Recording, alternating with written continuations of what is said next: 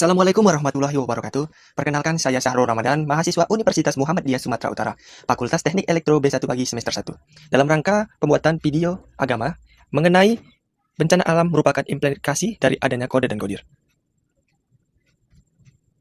Sebelum kita masuk materi bencana alam merupakan implikasi dari koda dan kodir, koda dapat dipahami sebagai utusan Allah pada azali atau mengenai suatu hal yang akan menjadi apa kelak.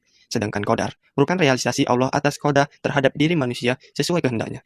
Dengan begitu, dapat dipahami bahwa koda merupakan suatu kehendak Allah yang akan terjadi kelak kemudian hari, sementara kodar merupakan realisasi atau bentuk nyata dari kehendak yang telah ditetapkan Allah sebelumnya.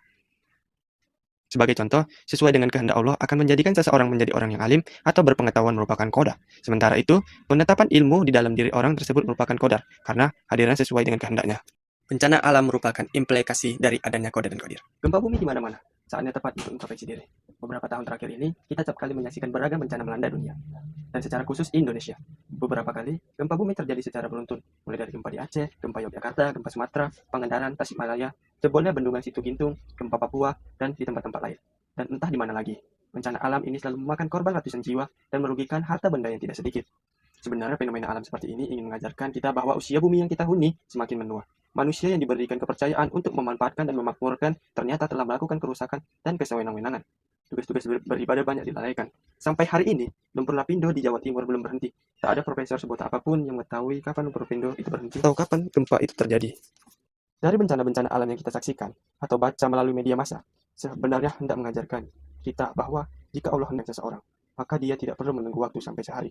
Bahkan Allah hendak mengambil semua harta yang kita miliki, yang susah payah kita kumpulkan selama bertahun-tahun. Maka dia tidak butuh waktu sampai 1 hari. Salah satu contoh bahwa gempa di Yogyakarta hanya terjadi sekitar 53 detik, tidak sampai 1 menit. Tapi seperti yang kita saksikan, bahwa korban jiwa dan materinya tidak sedikit.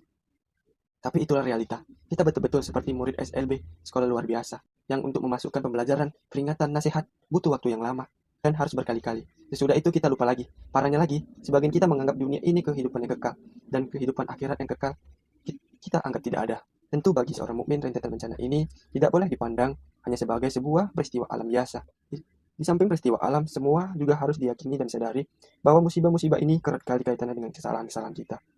Dan Tuhanmu sekali-sekali tidak akan membinasakan negeri-negeri secara zalim, sedangkan warganya orang-orang yang berbuatan kebaikan. Surah Hud ayat 117. Rentetan bencana alam yang kita saksikan hendaknya memberi pelajaran kepada kita bahwa dunia bukanlah tempat keabadian. Pada saat nanti, kita harus beranjak meninggalkan dunia, kembali kepada Allah untuk mempertanggungjawabkan segala perbuatan dan segenap nikmat.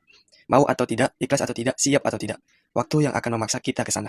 Sadar atau tidak, setiap detik yang kita lalui semakin mendekatkan kita dengan jarak kuburan kita. Saya Sarul Ramadan, mohon undur diri, mohon maaf jika ada kesalahan dan kehilapan. Assalamualaikum warahmatullahi wabarakatuh.